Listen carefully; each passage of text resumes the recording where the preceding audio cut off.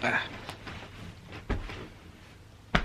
Hey, Happy New Year, everybody. Last year for the new year, I decided to do like a goals video, like what my goals were for the new year. But this year, I want to help you guys out with one of your goals. It's not uncommon to see people say, yeah, I want to learn how to play an instrument in the new year, and then never follow through with it because they're not quite sure how to go about learning an instrument. So I wanted to make a very rough, basic guide on how do you practice an instrument. Now every instrument is going to have its own nuances, and depending on what instrument you want to play, it's going to be slightly different, but this guide I'm going to give you is more geared toward wind instruments. These things. And I just realized my closet door was still open, so I had to go and close that. Get it? Close that, because closets have closed. So if you're watching this video, you've set a goal to learn an instrument in 2022, but you're not quite sure where to start. The good news is you don't need to dedicate hours and hours and hours of your time to make good progress. You really only need to dedicate 1 hour a day to have an effective practice schedule that you can make progress on. So we can take our full hour and break that into 4 15-minute chunks, focusing on tone, technique, reading music, and just playing for fun. So your tone exercises, those are going to be your long tones.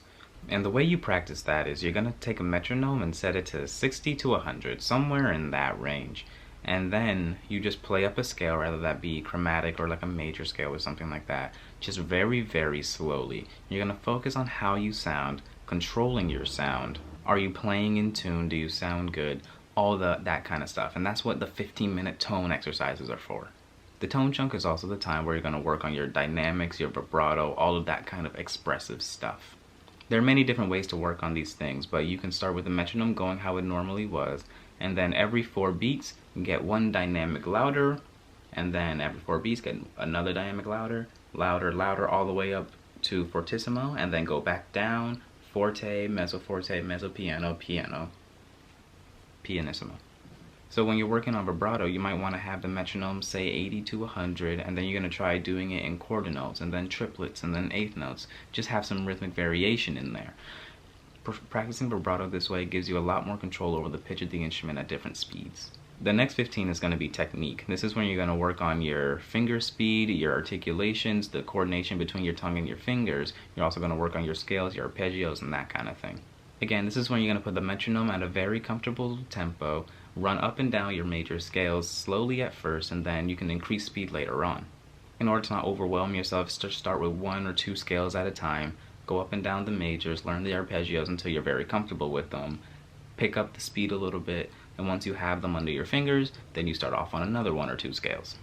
You also should be working on your articulations. The reason articulations are important is because there are so many different ways to play any particular note. You can play it long and connected, you can play it separated, you can play it accented, which means there's a little bit of emphasis on the beginning of the note, and you can also play it accented and separated.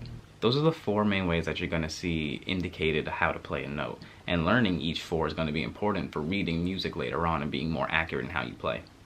The next 15-minute chunk is going to be reading music, and this can be more or less intensive depending on what kind of musician you want to be. But if you're trying to be, say, a session musician or someone who plays and sits down with bands, you're going to want to learn how to read music really, really well, because there are going to be times where you're handed a sheet of music and you have to be able to read it right then and there. This is a skill known to musicians as sight reading, and it's a pretty important one because, as I said, when you're a session musician or a gigging musician or anything like that, very commonly you are handed music and you're expected to learn it and perform it that same night. An easy way to practice this is just go online, look for sheet music for songs, and just read them down. It's easy as that. Just find sheet music and play it. And now the last little 15-minute chunk, which is arguably one of the most important, is to just play for fun. I'm sure you didn't want to learn how to play an instrument simply so that you can play scales all day. I'm sure you wanted to jam out with your favorite songs, and this is the time to do that. It's just as important to play things you want to play as it is to work on those more tedious things. So just pop in some headphones or throw on a record and just have a good time. Have fun, experiment, find new sounds. That's it. There are some tools that you can get to help you practice and help you practice more efficiently. What I can recommend to you is making sure you have a tuner, because it's important to know the concept of intonation. Intonation is the frequency at which a note is played. Now I can explain it, but that's way beyond the scope of what this video is supposed to be about. So just in a general sense, this is an A, This is also an A.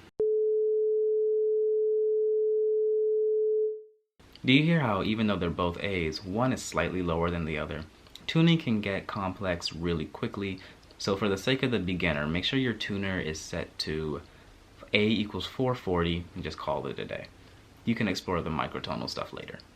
You want to make sure you play your music evenly and in proper time, and a metronome can help you do that. Pencils are important in music because you can annotate your method book or write down notes or little reminders in your music. Have a pencil, just have a pencil. Lastly would be a recording device. It is going to be kind of painful at first because it's the same vein as recording your voice and listening back to it, and it's always like, ew, why do I sound like that? But it helps. Being able to record yourself is going to give you a more objective view on what you sound like and how you play. And that's going to be able to let you analyze yourself better and decide how to become better at playing. And when I say recording device, I don't mean you have to have this $200 rig now. I'm more talking about something as simple as a cell phone. So I've mentioned a tuner, a metronome, a recording device, and a pencil. Well, I can't help you much with a pencil, but the other three I can help you with. They say there's an app for everything, and one of the best musician apps is Tonal Energy. Tonal Energy, last time I checked, was like $5, and it's a tuner, it's a metronome, and it's a recording device. It's probably been my favorite music app that I've had over the past, as long as I've been a musician. I've been using it for maybe 6 years now. And it's very much worth the investment. I mean, come on, it's $5 and you'll be using it every practice session for basically ever. Just to drive my point about Tonal Energy home a little more, I wanted to give you guys a quick demo of it. I opened the app, started talking into it so you can see how the tuner itself works. You have this gauge here. You also can set it to guitars if you play guitar, and you can tune each of the strings that way. After that, you can see that you can go really specific into the tuning frequencies, and then you can go into the soundboards where you have a pitch wheel, you have keyboards, and you have the grid. You can go and make sounds all over the pitch like that, so you can have reference pitches, whatever pitch you need, and you can even sustain if you want, like a drone. You have tons and tons and tons of different sound fonts if you want it to match your instrument more closely, which is a very helpful feature. You also have a metronome where you have all these different time signatures all preset and built into it. You also have all these different subdivisions, more than you'll ever need. Like, I don't even know what that stuff at the bottom even is. And there's also a tempo wheel, so you can just pick your tempo really quickly. You can tap your tempo. Lots of great features here in the metronome. Then there's also the analysis, which is the best feature. You can sit down and you can listen to yourself, record it, and you can see how it does this analysis live. That's why Tonal Energy is great. Well, I hope I was able to take away some of the scariness around practicing, and now you have a more structured method on how to practice. Let me know how it goes, and I wish you the best in all of your new musician journeys.